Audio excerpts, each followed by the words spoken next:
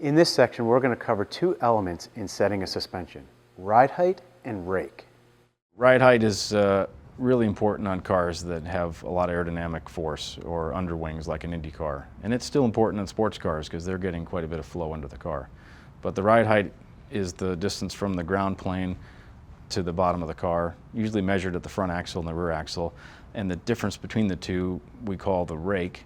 And the rake can change the aerodynamic behavior of the car, the high-speed handling of the car. So it's a key parameter for tuning any kind of car, really, to get the right balance at high speed. Naturally, you'd like to run the car as low as possible, but there are some other considerations. For sure, you want the car to be as low as possible. But if you lower a street car down until it hits the ground, now the suspension geometry is going to be all out of its happy operating range, and so now you've created more problems. So you want the car as low as possible, but you also want the system and the suspension to be designed around that low ride height.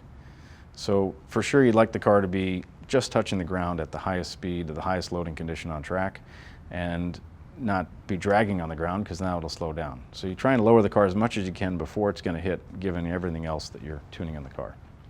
Ride height adjustment also allows you to change the rake, or the car's angle of attack.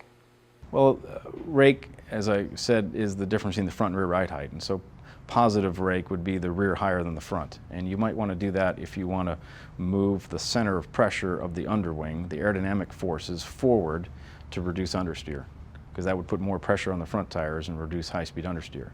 Or if you want the other way, you might put a negative rake where the rear is lower than the front, so that you put more aerodynamic force on the rear tires and cure maybe a high-speed oversteer condition.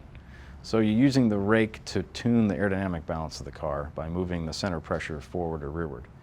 But at the same time, rake might affect the suspension geometry, so it's not so simple. You need to think about what it's doing to your braking and your accelerating and your cornering forces, as well as the high-speed aerodynamics.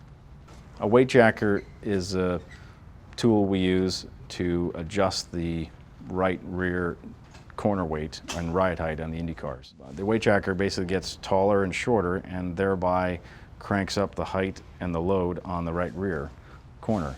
And in that way, it adjusts the handling of the car differently than the anti-roll bars. Basically, by putting more weight on the left front right rear diagonal with more weight jacker, the car will tend to oversteer. And if you take weight off of the right rear left front, in other words, put it on the other corner, that'll start to understeer. So you basically shift the weight dynamically with a weight jacker on track to adjust the handling.